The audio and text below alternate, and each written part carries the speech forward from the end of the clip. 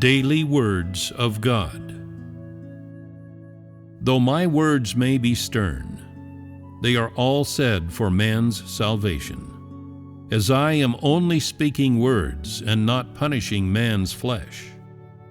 These words cause man to live in the light, to know that the light exists, to know that the light is precious, and even more so, to know how beneficial these words are to them, as well as to know that God is salvation.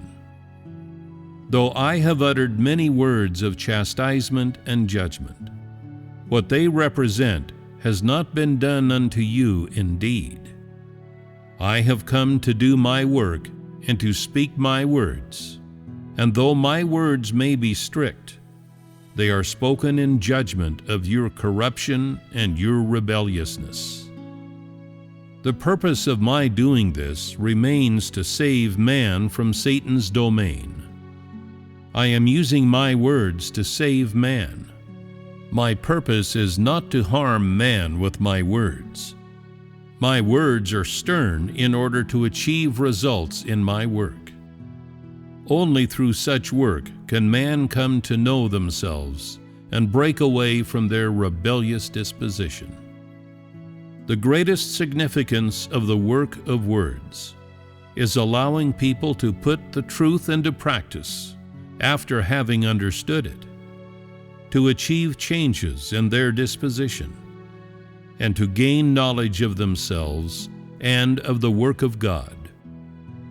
Only doing the work by way of speaking words can make possible the communication between God and man, and only words can explain the truth.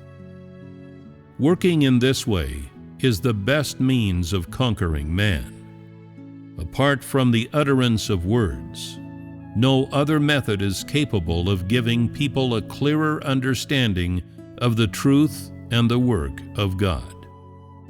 Thus, in his final stage of work, God speaks to man in order to unlock for them all the truths and mysteries that they do not yet understand, allowing them to gain from God the true way and the life, thereby meeting his will. The purpose of God's work on man is to enable them to meet God's will, and it is done to bring them salvation.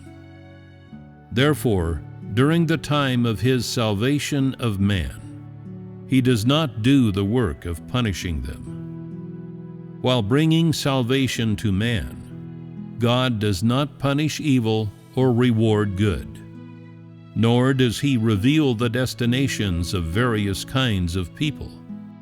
Rather, only after the final stage of his work is complete will he do the work of punishing evil and rewarding good.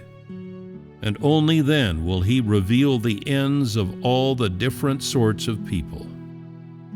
Those who are punished will be those who are actually unable to be saved, while those who are saved will be those who have obtained God's salvation during the time of his salvation of man.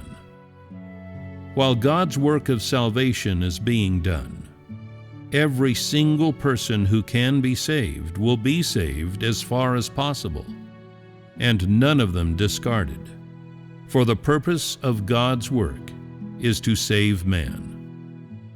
All those who, during the time of God's salvation of man, are unable to achieve a change in their disposition, as well as all those who are unable to submit to God completely, will become objects for punishment.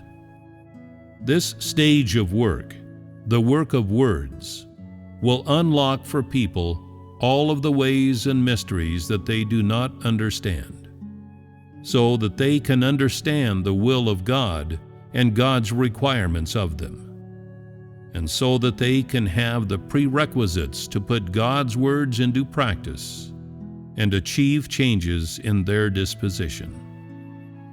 God uses only words to do his work and does not punish people for being a little rebellious. This is because now is the time of the work of salvation, If anyone who acts rebelliously were punished, then no one would have the opportunity to be saved. Everyone would be punished and fall into Hades. The purpose of the words that judge man is to allow them to know themselves and submit to God. It is not to punish them with such judgment. During the time of the work of words, many people will expose their rebelliousness and defiance, as well as their disobedience toward the incarnate God. Nevertheless, He will not punish all these people as a result, but instead will only cast aside those who are corrupt to the core and who cannot be saved. He will give their flesh to Satan, and in a few cases, terminate their flesh. Those remaining will continue to follow and experience being dealt with and pruned. If, while following, these people still are unable to accept being dealt with and pruned, and become more and more degenerate, then they will have lost their chance for salvation. Each person who has submitted to being conquered by words will have ample opportunity for salvation. God's salvation of each of these people will show His utmost leniency. In other words, they will be shown the utmost tolerance. As long as people turn back from the wrong path, and as long as they can repent, God will give them opportunities to obtain His salvation. When humans first rebel against God, He has no desire to put them to death. Rather, He does all He can to save them. If someone really has no room for salvation, then God will cast them aside. The reason God is slow to punish certain people is that He wishes to save everyone who can be saved. He judges, enlightens, and guides people only with words, and does not use a rod to put them to death. Employing words to bring humans salvation is the purpose and significance of the final stage of work.